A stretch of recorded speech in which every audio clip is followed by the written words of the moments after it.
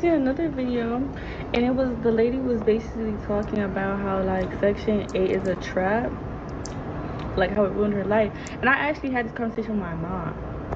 So we was talking about how Section 8 is like a trap to keep you like in poverty.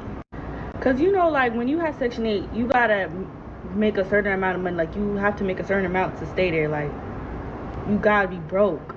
So a lot of people get in Section 8 and they're like so used to it. Like they enjoy having all their free stuff. And like who wouldn't like in this day and age? But you gotta think like they get so caught up in the, oh, I can't make a certain amount so that I can keep my Section 8. So it keeps you broke.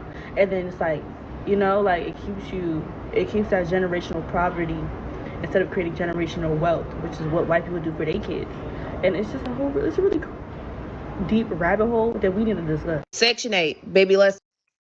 She's absolutely right. That is something that we need to discuss because it 100% is a trap. I'm so glad she used the word trap because traps a lot of times are enticing, especially in the short term. And that's definitely what Section 8 is. It's enticing in the short term, but in the long term, like she said, you're going to be worse off than you left and you're going to have zero momentum to stand on. So then when policy comes out that changes everything right on its head, then what? People don't know what to do, right? If you got 2 years now. So you expected that you were going to be like the previous generation and be able to ride it out for the rest of your life. But now what we find is you only have 2 years, which is definitely fair. It shouldn't take longer than that. And because when we really think about this, right? If you end up on Section 8, a lot of times it really should just be one situation that puts you there. It shouldn't be you've made permanent self-inflicted wounds that you know you'll never be able to overcome. But see, people thought they were going to be able to ride it out forever. So a lot of people made permanent decisions, just knowing that they were going to need depend on Section 8. No, it should be something happened. Maybe you had a medical bill come up and it wiped you out. Maybe you lost your job, you know, maybe you have kids, a manageable amount, and maybe the other parent walked away. Those things are we can under, or maybe they passed away. Those things are acceptable, and we all go through life, and sometimes we all need a little bit of relief.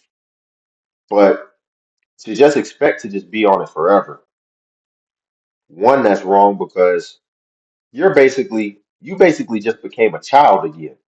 You need somebody to take care of you, but became an eternal child. So that's one. But then two, you're not even paying it forward. That's the reason why a lot of young guys now can't really get jobs, or people coming out of college can't get jobs because the older people are still holding on to positions, especially higher positions. So everybody else still has to get paid lower, and that's a lot of the reason why haven't really gone up per capita in the U.S. for the younger generation. But I digress. Let's watch that next one. Let's talk about it. Section 8 is a blessing. It was created to help people who are struggling, not as a trap, but as a trampoline. It's supposed to give folks room to breathe while they rebuild. Mentally, financially, emotionally, spiritually. Let's be real, not everybody uses this like that. Instead of elevating, some people are doing everything that they can to stay stuck. And it's not because they can't grow, it's because they've grown comfortable and struggle. The first thing is if I make too much money, they'll raise my rent. So instead of leveling up their income, people start turning down hours, quitting jobs, choosing under the table work. They can keep their rent low. They fear abundance because they believe to condition that more success.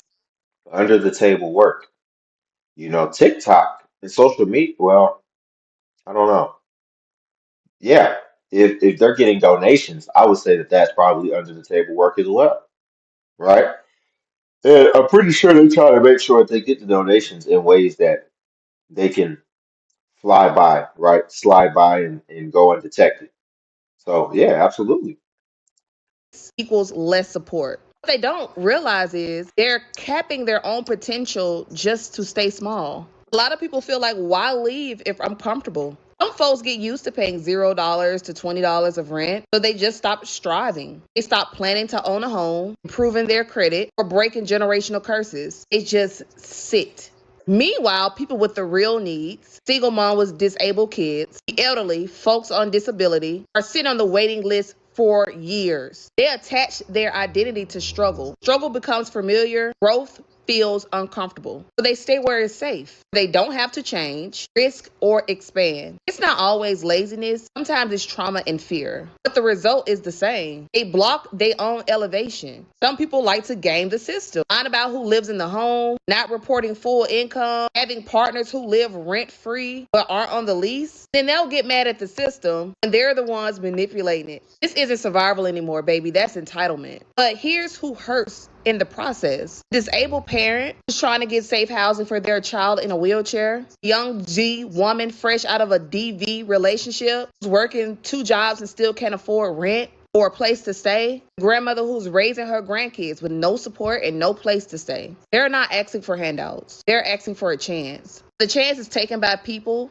who don't want to grow because their rent will change. Section 8 is not the problem. The mindset is. Let's be clear, crystal fucking clear. This is not about race either. White people are on Section 8, Hispanic folks, Asians, black people. Okay, so it's nothing about race. This isn't a race issue. It's a personal responsibility issue. We need to stop letting shame, comfort, or fear keeping us from stepping up or stepping off when the time is right. Nobody is saying get off tomorrow. Nobody is saying that you don't deserve.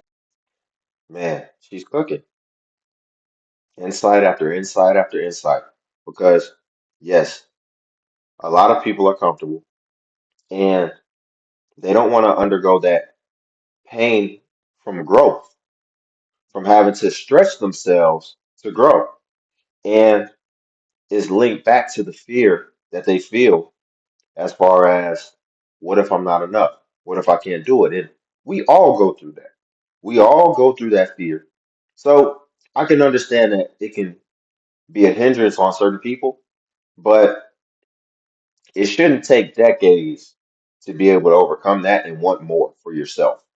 Because what's ultimately going to get you to your threshold that you need to be, your pain threshold, to where you say enough is enough, is going to be desire to have a better life. Desire to say, I don't. This is more painful than the pain that's going to come from me growing.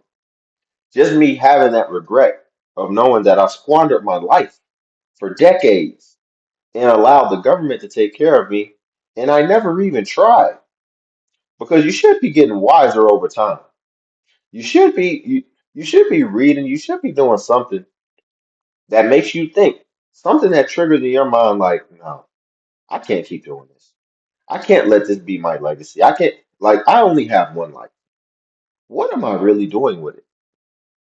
And if you're on Section 8, in my opinion, you should have had the time and the space to be able to ponder that and to be able to reflect on that so that you can figure out what you ultimately need to do in order to, one, contribute, but also just be on your purpose and to really just get moving.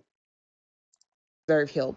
I'm not saying that. If you're sitting on Section 8 year after year, not working, not growing, not healing, not planning for better, then you're blocking someone else's breakthrough. Use it to heal. Use it to breathe. But most of all, use it to elevate. Because Section 8 isn't supposed to be forever. It's supposed to be your bounce back. And y'all know I had to add this in there. Some of y'all are not stuck because of the system. You stuck because of your own fucking mindset. And you need to realize that. Having boyfriends live in your house, rent free, not helping you pay a dime, and allowing you to sit on Section 8 is diabolical. Not only is it a violation of your lease, baby, it's a violation of your peace. Do you hear me? Not only are you risking your fucking voucher, you're risking your kid's stability and your safety just to say you have a man in your bed. And let's be real, most of the time, these type of dudes are not building you up. They're bringing chaos, drama, toxic energy, and most especially illegal activity to your home. You're doing everything to protect a grown man while risking the one thing that's keeping housing over your head. Protect that voucher, boo.